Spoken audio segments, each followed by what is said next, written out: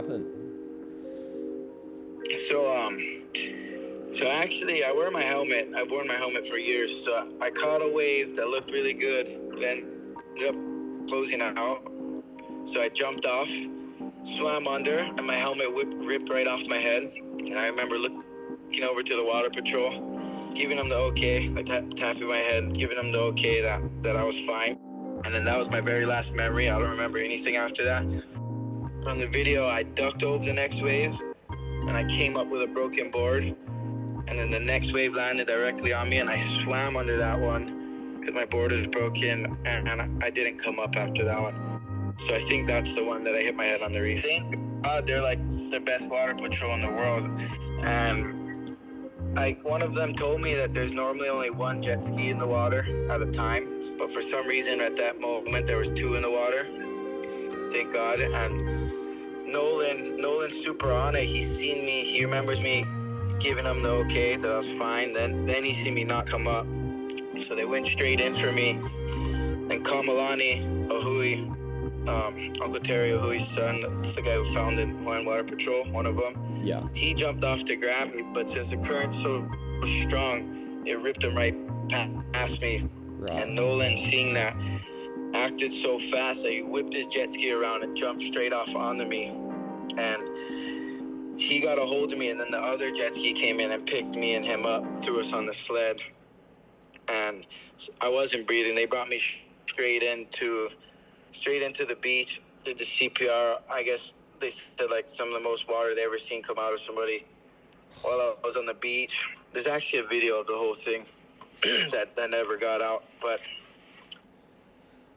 I guess I was like semi-awake on the beach. I don't remember none of this. And then from there, straight in the ambulance, straight to the hospital. And then actually in the ambulance, not supposed to have like people in the ambulance, but Billy's like my older brother, Billy Kemper, and he just jumped in. I don't think anybody could have told him get out at that point. He rode with me from Pike to the hospital, and he told me I flatlined twice, one on the freeway, one right before I got, like as we were pulling up to the hospital. And he said that was some of the scariest stuff he's ever seen. Thank God for Billy. He's so knowledgeable about water safety and all that stuff, so it was good he was there. He was actually a really big part of my whole recovery, all the way through the whole thing. Billy's like my older brother. I can call him at any time for anything. So yeah, thank God for Billy. When I opened my eyes, I instantly knew that I got hurt at Pipe. I didn't know how bad. I didn't really know anything. When I seen the hospital, I was like, oh shit, I got hurt at Pipe. And in the back of my head, I had 2 tubes down my throat, and my hands were strapped to the bed. I was strapped to the bed. Thank God, because I probably would have ripped those tubes out. It was the most uncomfortable thing I've ever felt in my life. So I instantly knew I got hurt. And then in the back of my head, I was like, oh, wow, I think I had like a 10 and a 9. I wonder what happened in my last heat. If I got a 10, I think I would have won. So I asked for a pen and a paper. And I don't know if it was the very first thing I wrote. I don't remember. But I have all the papers of all my writings. And one of them said, did I win? It was the first thing I wrote, or one of the first things.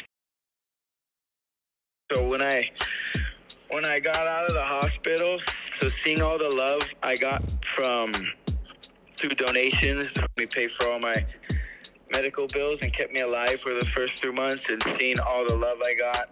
And when I started going out in public, just seeing everybody, how happy everybody was, that to me was more important than any wave I've ever got. Like, it felt really good knowing that I'm loved, and if I did die that day, I would have left a positive impact on the North Shore. And that's always been my main goal in life, is just to make sure, or try my best to make sure people are smiling around me.